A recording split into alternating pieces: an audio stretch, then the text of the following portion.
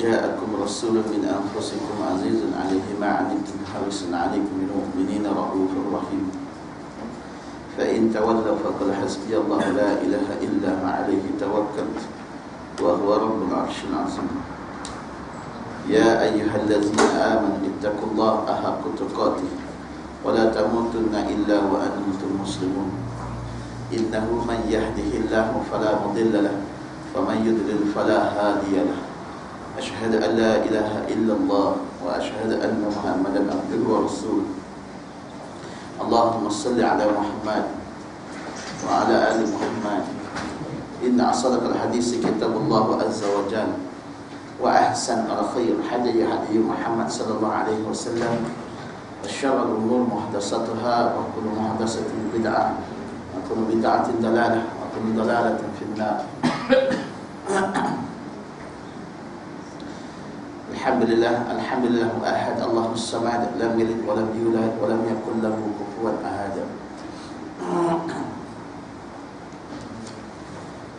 Syukur pada Allah Subhanahu wa taala dapat kita bersama lagi pada hari ini untuk kita terus bertadabbur daripada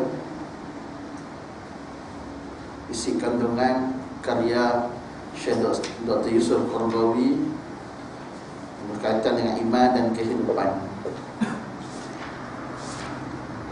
Pada kali ini kita akan buat daurah, yang mana kitab ni ada keseluruhan sekali tajuk yang besar tu.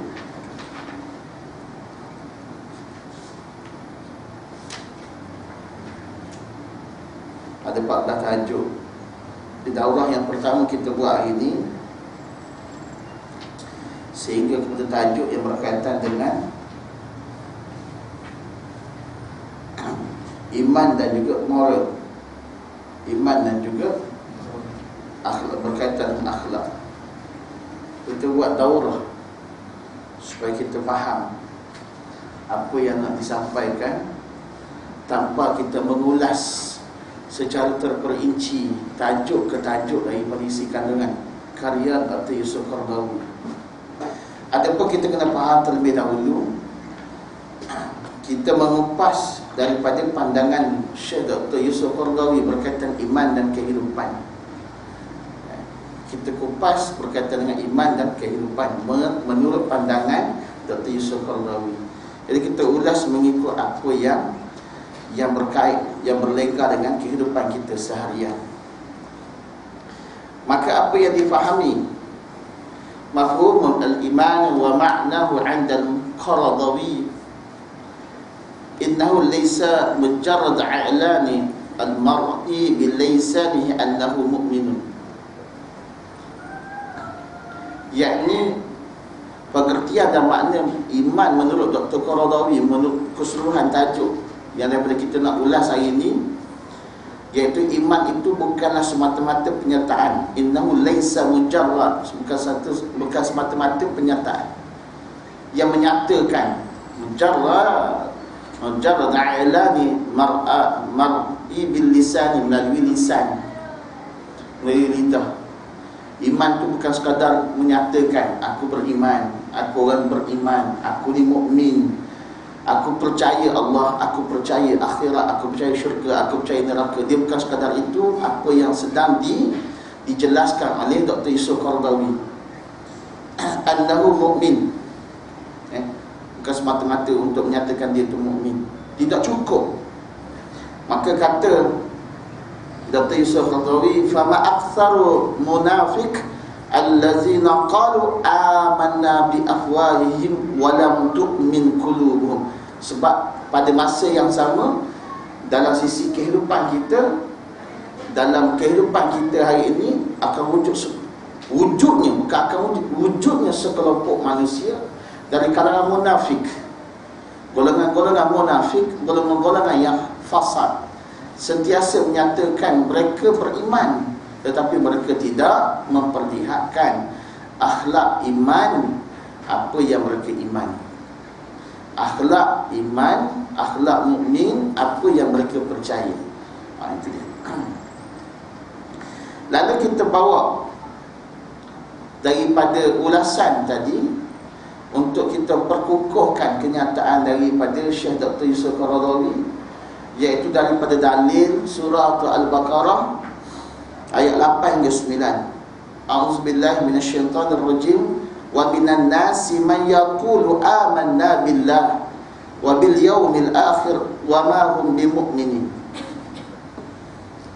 Jika kita lihat perkataan Allah Ta'ala Azza wa Jalla dalam Quran, kita wajib untuk berhalusi terlebih dahulu.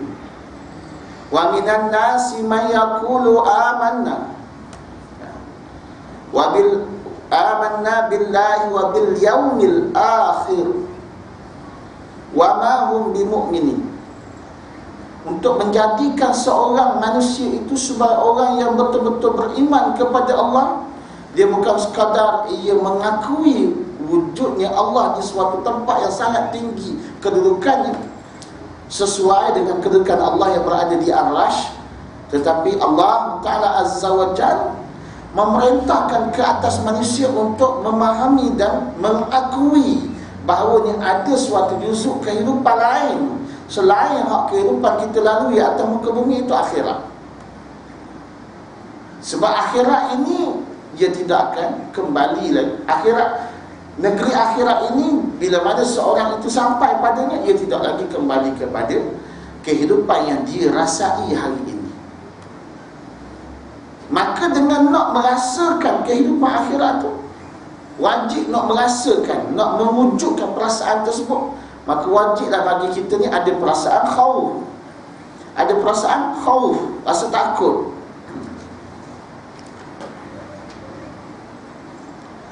Fala takhafuhum wa khafu in kuntum mu'minin. Allah Ta'ala sebut dalam Ali Imran ayat 175. Fala takhafuhum, kerana itu mereka, kerana itu kalian. Wa khafuni in kuntum mu'min, jangan kalian takut kepada mereka, tapi takutlah kepadaku jika kalian benar-benar orang yang beriman.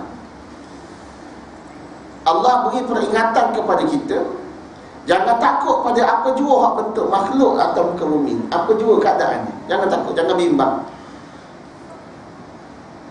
Takut nanti orang, takut. Apa jua takut. Takut atau bocor. Takut benda ni.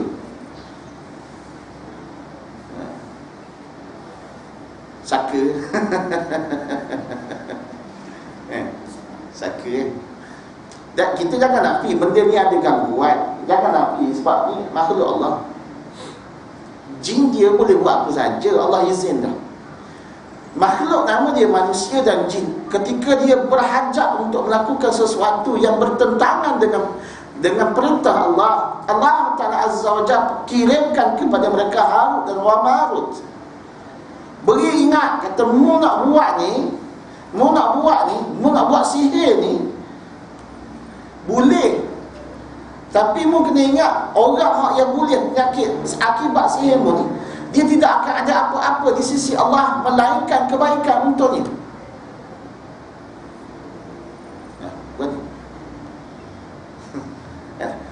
Tak ada masalah. Tapi ingat, bahagianmu esok, jika kamu tidak memperolehi keampunan daripadanya dan kamu tidak bertaubat, tidak ada tempat bagimu di syurga. Harut wa Marut, dia bawa peringatan daripada Allah. Ingat itu, mu nak buat boleh, aku boleh uruskan ni, tak ada masalah. Tapi ingat bahawanya, kalau kita lihat daripada kisah tu, daripada ayat Quran tersebut, bahawasanya benda yang berlaku secara sam'iyah, sihir itu memanglah dengan izin Allah, dan tak akan berlaku tanpa izin Allah, dengan sebab-sebab aturan Allah Ta'ala Azza wa Jalla. Sebab tu kita kena percaya dulu. Sebab tu kena ada iman dulu. Iman apa? Iman percaya kepada Allah. Percaya kepada Allah akan segala sebab musabab tu mari pada Allah.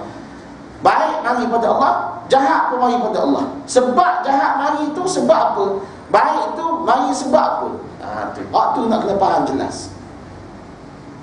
Asas kita kena faham. Sebab tu Allah Ta'ala Azza wa Jalla dalam surah Al-Baqarah ayat 8-9 ni, Allah Ta'ala sebut dua perkara, dua elemen yang sangat penting. Wa minan nas, Allah tak sebut wa minal mu'minun. Tak, Allah tak khusus, tapi Allah khusus pada Allah letak ayat ni, Allah beri peringatan pada ayat ni pada semua makhluk, nama dia manusia. Wa minan nasi man yaqulu amanna. Ya. Dari kalangan manusia itu ada yang mengatakan aku beriman, kami beriman kepada Allah, dan juga kami beriman kepada akhirat. Allah menggambarkan kepada kita, manusia dia nak cakap, dia mudah dia. Tapi di sebalik ayat ni bahawasanya ada penekanan bahawasanya Allah, kepercayaan kita kepada Al-Khaliq, kepercayaan kita pada pencipta ini tak cukup, melainkan kita kena menyedari, meyakini bahawa akhirat itu wujud, bahawa kita tidak akan lagi kembali setelah kita sampai. Allah nak gambar bahawa orang ni bila dia mengaku aku percaya Allah, aku percaya akhirat, tetapi dia tak dapat terima hakikat kematian. Ni ayat ni. Yukhadi'un Allah wallazina amanu wa ma yakhda'una illa anfusahum wa ma yash'urun. Mereka hendak tipu Allah dan menipu orang-orang beriman, tapi mereka sebenarnya menipu diri sendiri. Inilah gambaran manusia yang Allah Ta'ala nak tunjuk pada kita ketika dia mengatakan, dia melafazkan, dia mengucapkan percaya pada Allah. Aku tahu ada akhirat, aku tahu ada syurga, aku tahu adanya neraka. Tetapi pada masa yang sama, kematian dia bakal melalui dalam episod kehidupannya, dia tersangat bimbang, menjadikan manusia sentiasa berusaha untuk menyelamatkan kehidupannya demi untuk sentiasa kekal hidup. Menyebabkan manusia dia berusaha sehingga dia terlupa untuk menemui Allah Ta'ala Azza wa Jalla melalui jalan mati. Yang ketiga, menyebabkan manusia selalu menanggung perkara yang berkaitan dengan hal yang berkaitan dengan taubat. Allah sebut dalam Quran, wasari'u ila maghfirah min rabbikum wa jannatin arduha as-samawati wal ard uiddat lil muttaqin. Wasari'u, dan bersegeralah kamu, kata Allah, wasari'u ila maghfirah, bersegeralah kamu kepada maghfirah Allah, kasih sayang Allah, ampunan Allah. Maknanya Allah Ta'ala Azza wa Jalla diberi penekanan kepada kita dalam kehidupan kita ini untuk keluar daripada kotak pemikiran yang hanya melihat dunia sebagai ruang untuk dicukup, disempurna semata-mata.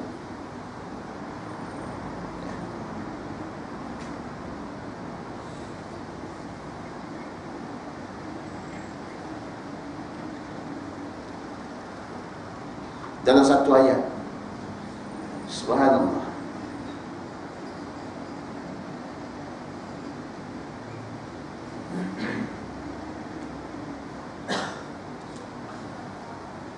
tak ingat ayat, subhanallah, boleh tak ingat, minta maaf. Nak kaitkan dengan kesempurnaan, subhanallah, tak ingat, minta maaf. Boleh tak ingat, dia blank tak, minta.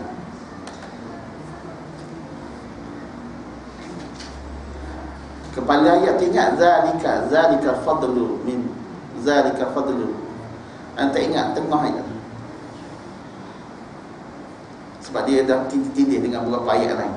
Sebab banyak kepala ayat orang boleh dengan zalika itu, zalika fadlu. Tak apa, kita tangguh waktu ni. Sekejap lagi mungkin dia terbit sekejap lagi.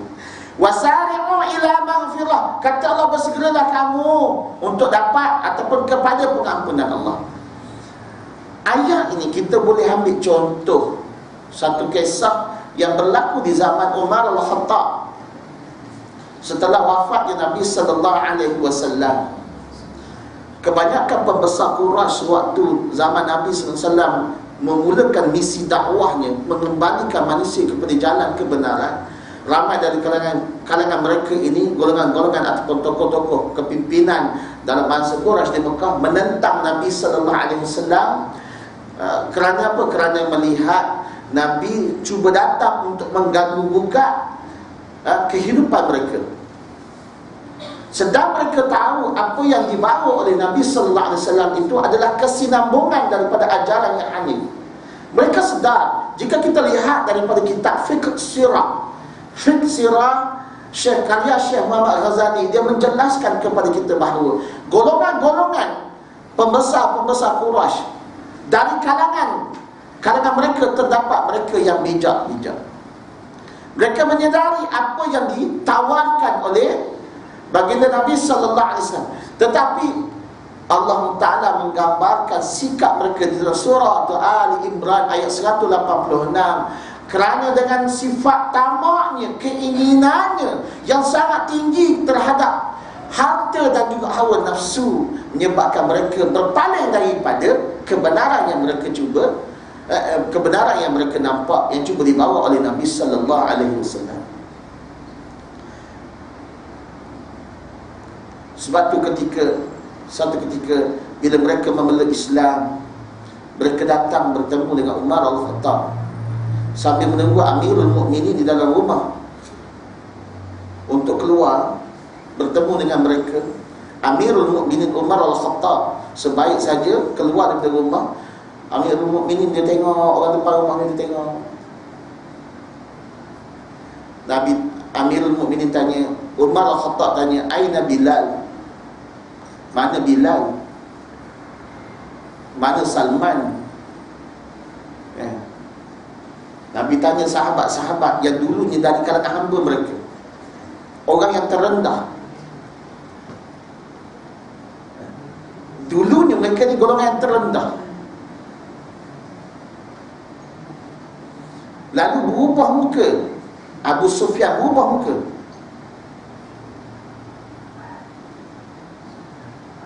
Tapi ada dari kalangan pemimpin mereka tu, pada waktu itu orang yang diangkat jadi pemimpin, Suhaib bin Amr. Dia ni gubernur dekat Kufah di zaman Amirul Mukminin Umar Al-Khattab, jadi khalifah Ar-Rasyidin.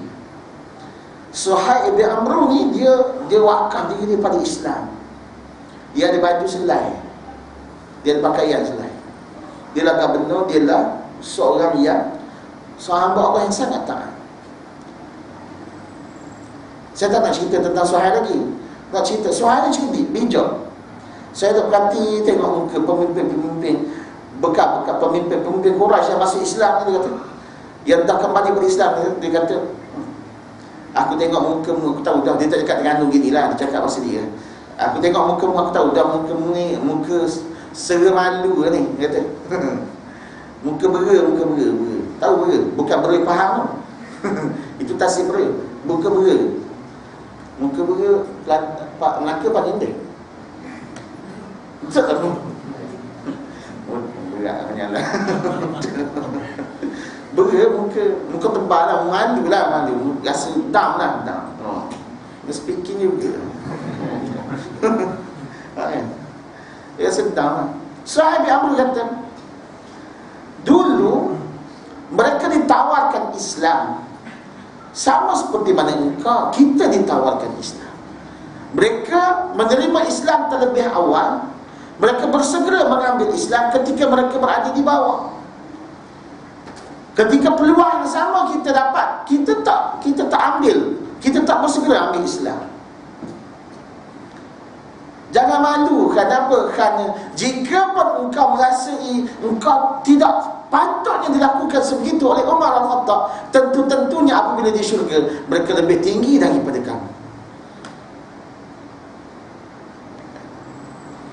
Dipanjang lagi sebenarnya, tapi kita ringkas-ringkas.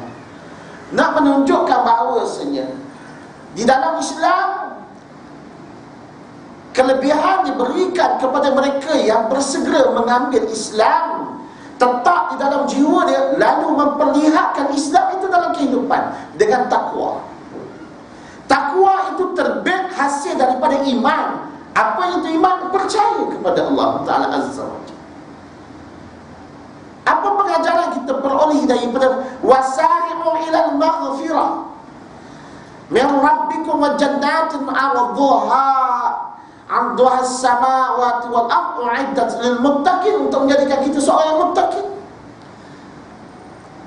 Kesan dia apabila kita melakukan apa jua dalam kehidupan kita, kita jadi orang yang sentiasa merasakan kita diawasi oleh Allah Ta'ala Azza wa Jalla. Itu kesan dia.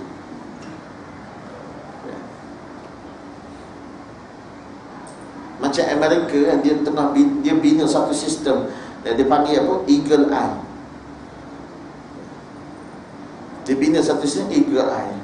Semua orang dia tahu benda dia buat, di mana dia buat, dalam rumah orang pun dia boleh dengar, dia boleh tengok. Gitulah keadaannya. Amerika ni dia cuba nak jadi Tuhan, bukan nak jadi raja dah. Ini dia Tuhan. Subhanallah. Kita merasakan diri kita diawasi oleh Allah Ta'ala Azza wa Jalla. Lalu kita terhalang untuk melakukan sesuatu, lalu kita tidak mudah terleka untuk meninggalkan sesuatu daripada perintah Allah Ta'ala Azza wa Jalla. Dengannya itu akan menyebabkan mudahnya kita untuk melakukan apa jua perbuatan, pekerjaan, ingatan, kehidupan setiap saat dalam hidup itu.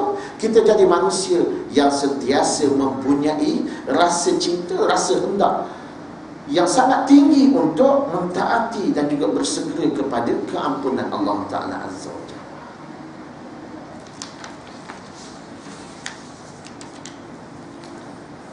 Itu kelebihan bila mana kita beriman kepada Allah Ta'ala Azza wa Jalla dengan sepenuh jiwa raga.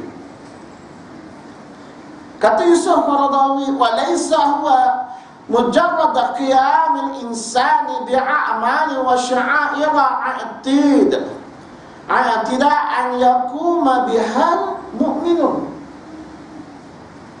Kata Qaradawi, iman itu bukan pula semata-mata pelaksanaan seseorang terhadap berbagai amal dan syiar yang biasa dilakukan oleh orang-orang beriman. Bentuk iman, kesan iman. Apa nak solat? Solat maghrib. Solat maghrib. Abang solat depan. Kita bagi masa je.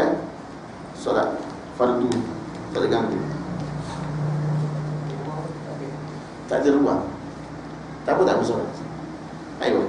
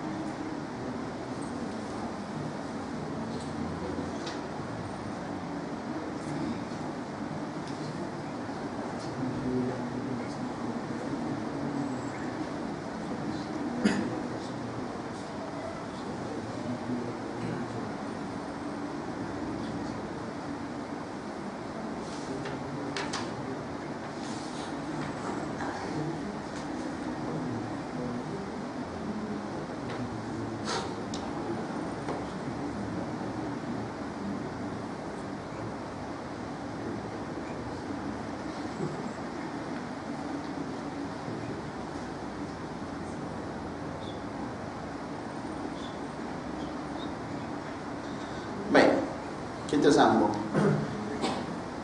daripada perkataan Yusuf Qaradawi, walaysa huwa mujarrad qiyamil insani bi'a'mal wa sya'air a'tida an yaquma bihal mu'min. Yusuf Qaradawi dia menegaskan bahawa iman itu bukan pula semata-mata pelaksanaan seseorang terhadap amal dan syiar yang biasa dilakukan orang-orang yang beriman. Okey, ada dua benda yang ditujukan, yang diberi perhatian oleh Yusuf Qaradawi dalam ruang lingkup tajuk-tajuk yang dipecahkan dalam kitab sehingga kepada iman dan moral tadi. Yang pertama itu amal, yang kedua itu syiar. So kita tengok dulu apa yang dikatakan, apa yang cuba nak ditekankan oleh Yusuf Qaradawi dalam bab amal. Fama aktsara ad-dajjalin alladzina yatazaharuna bis-salihat wa a'malil khair. Pada masa yang sama, banyaknya orang yang Dajjal ni orang yang kaki penipu, orang yang menipu, orang yang dia sebut Dajjal ni dia banyak kategori. Orang yang menipu, kategori antaranya dia menipu diri dia sendiri. Dia buat sesuatu dia buat sesuatu kebaikan, lalu dia mengharapkan apa? Dia mengharapkan rahmat manusia, redha manusia, puji manusia, kasih manusia. Dia mengharapkan apa? Dia mengharapkan pengiktirafan manusia. Sebagai contoh yang berlaku, kita bina masjid, kita bina tempat ibadah, kita jadikan masjid dan untuk dihimpun oleh orang ramai. Hasil kita perolehi daripada kutipan orang yang datang ke masjid, akhirnya kita berbangga dengan hasil yang berjaya diperolehi. Kita berbangga dengan hasil yang disimpan. Kita berbangga dengan kepimpinan yang kita terajui di atas pengurusan institusi masjid tadi, kerana kita berupaya untuk mengumpul dana dan juga menghimpun harta masjid. Adakah itu yang hendak disoal oleh Allah di akhirat? Bagaimana mu kumpul pitih mana disebut? Bagaimana kau boleh kumpul hasil daripada peribadatan manusia? Tuhan tak tanya gitu. Tuhan tanya, bagaimana kamu urus daripada pemberian dari kalangan manusia? Bagaimana kamu urus amanah pemberian dari kalangan manusia? Bagaimana kamu urus infak yang telah dilakukan oleh manusia? Bagaimana kamu apakah kamu pernah menghitung daripada kalangan qaryah kamu, ahli kamu yang berada dalam keadaan mereka ketidakcukupan hatta untuk makan sekalipun? Ada dari kalangan kamu yang terdapat si anu bin si fulanah binti fulanah, si fulanah seorang ibu tunggal bersama anak-anaknya yang hendak menyediakan kecukupan persekolahan pembelajaran pun tak sempat, tak mampu. Bagaimana pula dalam karya kamu ketika itu ada seorang si fulan dan si fulan, seorang orang yang cacat anggotanya untuk mengerjakan ibadah, nak bergerak, sedangkan pada ketika itu para ulama membincangkan seorang lelaki yang mana tidak punya keupayaan untuk bergerak menunaikan solat Jumaat berjemaah, maka jirannya yang berkuasa wajib untuk bawa dia. Ini pandangan Imam Syafi'i rahmatullah alaih. Kita tahu ada orang yang mampu untuk menunaikan ibadah, tapi dia tak nak gerak. Pasal apa? Dia kena gerak dengan kursi roda. Dan kita tak tolak, pasal kita sangka orang di rumah dia boleh tolak. Dan orang di rumah dia siapa dia? Orang perempuan yang tidak ada kewajipan untuk pergi menunaikan ibadah di masjid. Dan apa kedudukan iman kita? Apa kedudukan iman ketika Nabi sallallahu alaihi wasallam memberi jaminan kepada kita? Memberi jaminan kepada kita ketika engkau melepaskan kepayahan, kesulitan, kesusahan bagi seseorang manusia, nescaya aku doakan kepada Allah untuk melepaskan kepayahan, kesusahan, kesulitan kalian dunia dan akhirat. Hadis ni panjang, nak ambil yang atas.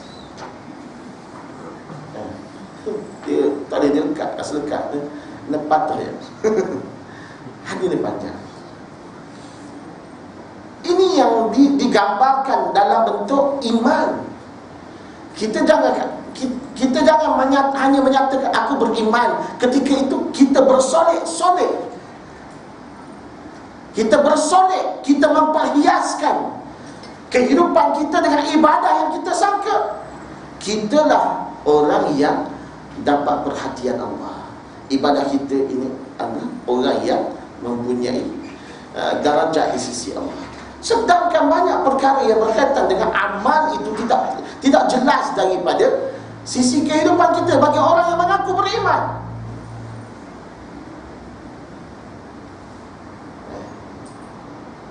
Sebahagian kita akan bertemu dengan suasana yang tanggungjawab, kerja yang bakal kita lakukan dalam keadaan di mana kita rasa seolah-olah tidak sepadan dengan apa yang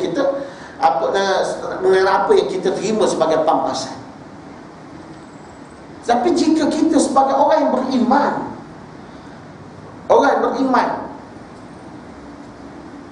orang yang meyakini Allah sangat adil dalam memberi, dalam menghukum, dalam mengurniakan, dalam mencukupkan, sangat adil, maka kita tidak akan mengeluarkan perkataan keluhan dalam kehidupan kita. Sebab Nabi sallallahu alaihi wasallam pernah berkata, barang siapa yang berusaha ke atas dirinya untuk mendapatkan hasil bagi ke atas dirinya, maka itu ibadah buatnya, sedekah baginya.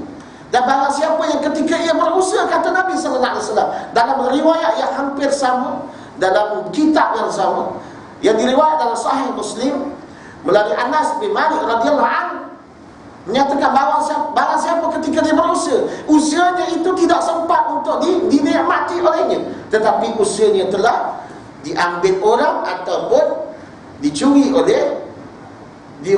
orang ataupun telah dimakan oleh haiwan, maka nescaya ketika itu ia adalah ibadah yang berpanjangan buat kalian sehingga kiamat. Jika kita lihat, kita tukar dalam konsep kehidupan kita ini sebagai seorang yang beriman.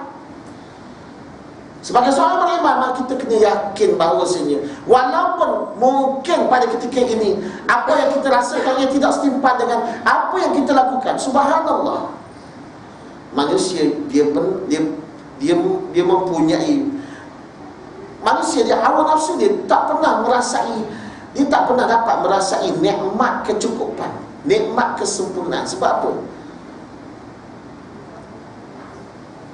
Sebab apa?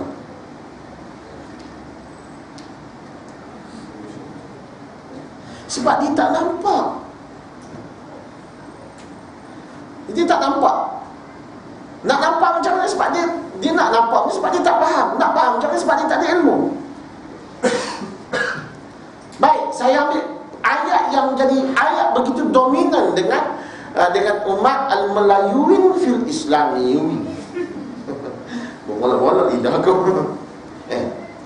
Dia ambil ayat ni, wa man yattaqillaha yaj'al lahu makhraja. Mana ayat ni? Selalu ayat ni duduk mana? Cepat aja. Ada dia. Dia kata wa man yattaqillaha yaj'al lahu makhraja wa man yattaqillah, dan barang siapa yang bertakwa, kata Allah. Takwa, elemen takwa, kita nak faham takwa, kita nak faham takwa yang kita duk baca tu. Sedang pada ketika itu ramai pada kalangan kita tidak menerbitkan, tidak menunjukkan takwa tersebut. Dengan takarrubnya, dengan rasa rendah dirinya, dengan tawaduknya. Nabi mengajar kita ketika berjalan, memandang dengan menundukkan pandangan supaya kita tidak mudah terjebak dengan pandangan fitnah. Tapi kita mudah sangat berjalan dalam keadaan melihat pelbagai aib manusia. Maksud berjalan banyak. Jalan ni jalan maksudnya kita ni ada satu lagi pandangan, iaitu kita mencari-cari kesilapan manusia. mencari kesalahan manusia sangat dilarang di dalam Islam. Ia tidak diajar oleh Nabi sallallahu alaihi wasallam. Sebab tu dalam fiqh medik, fiqh perubatan, diharamkan kepada kita untuk sengaja, kita bukan kerana diharamkan kepada mereka yang terlibat dalam dunia perubatan. Diharamkan apa dia? Untuk meringankan aurat pesakit. Meringankan aurat pesakit. Walaupun dalam keadaan terpaksa untuk melihat. Sebagai contoh, berlaku dalam ward maternity, dalam bilik salin. Yalah, yang salin ni malah perempuan, kena doktor tu lelaki, tak ada pilihan. Demi untuk memelihara nyawa. Demi untuk memelihara nyawa, dia perlu melihat untuk memastikan beberapa keadaan mengikut ilmu dia. Bagaimana, sejauh mana, lama mana hak boleh. Ini akan dibincang. Ini perlu dibincangkan dalam satu perkhususan. Saya dah bincang dalam seminar baru ni, dalam fiqh rahsiaan wanita. Kita tak boleh benar, walaupun dalam keadaan mana Islam tak benarkan. Dia buka selok, dia tak tengok, walaupun dalam keadaan nyawa tu terancam, dia tengok. Tak gitu. Parah selok dia tu, tengok dia parah sendiri. Kan? Sebab nak cerita detail pun ada budak. Kan? Pensar budak dia. Ada kadar dia, ada batas dia. Itu sekali. Dan ada juga di dalam Islam meletakkan satu garis panduan.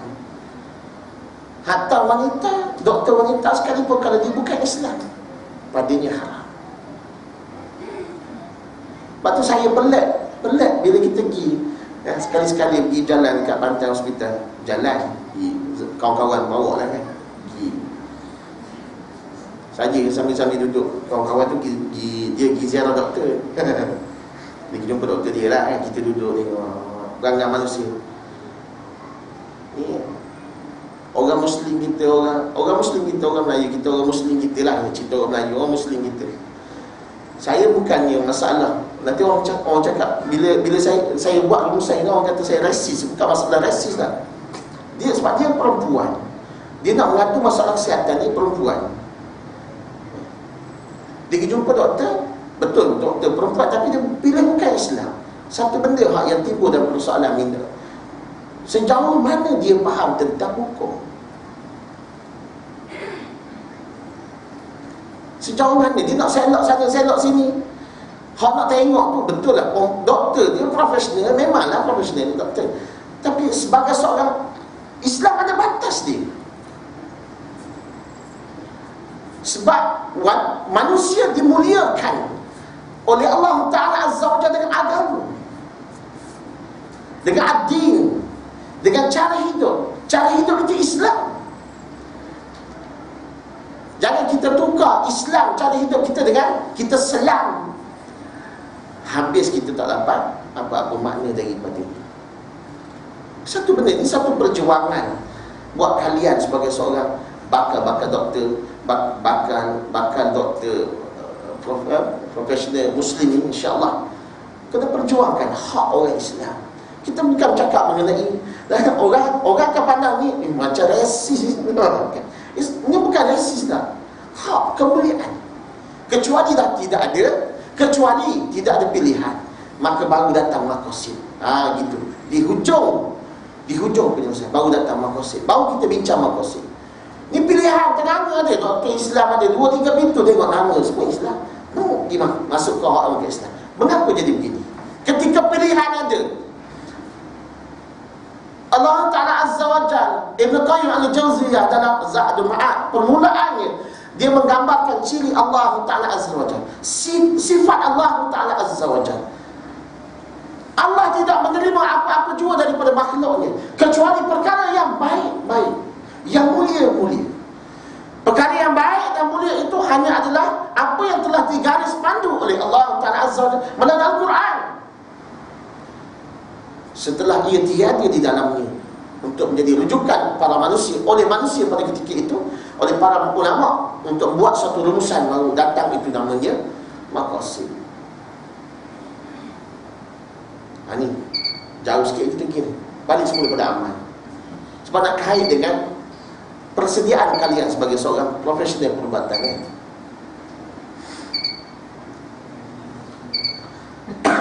Ada dari kalangan kita, dia orang baik.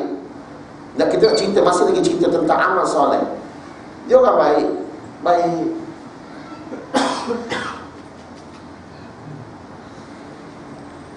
Dia dah beramal dengan sesuatu amalan di dalam peribadatan. Agak lama lah, dah lama lah. Dia dah masuk. Daripada mula dia terima sesuatu amalan, ajaran amalan tersebut, dia bersangka amalan tu amalan yang baik-baik. Dia beramal lama, 20 tahun, 30 tahun lama dia beramal.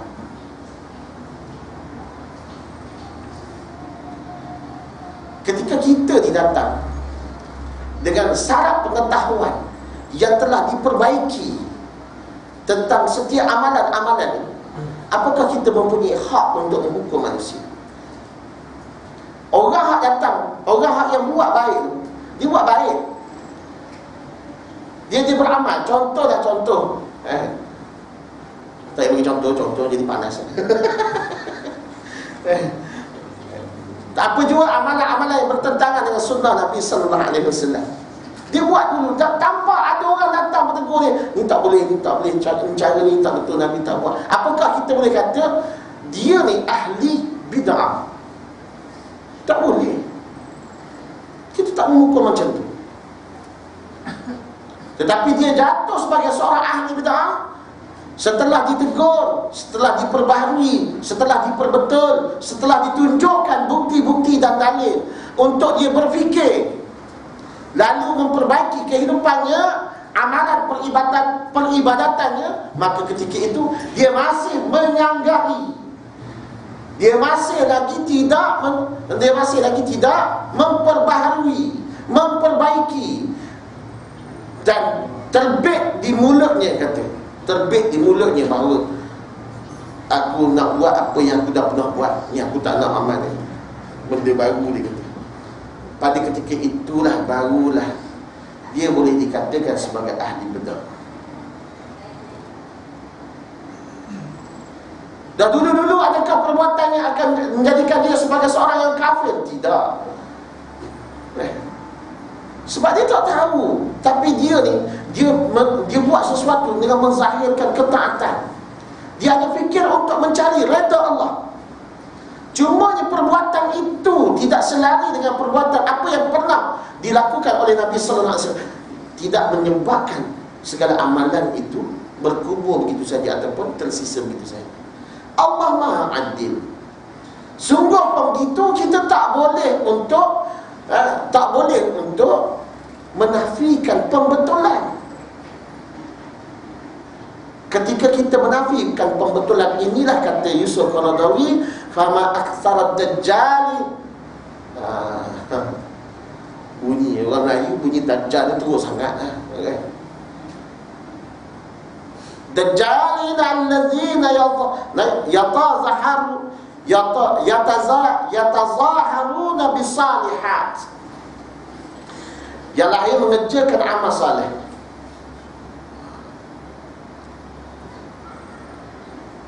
Dia buat amal saleh setelah dia menolak pembetulan yang berlaku dalam.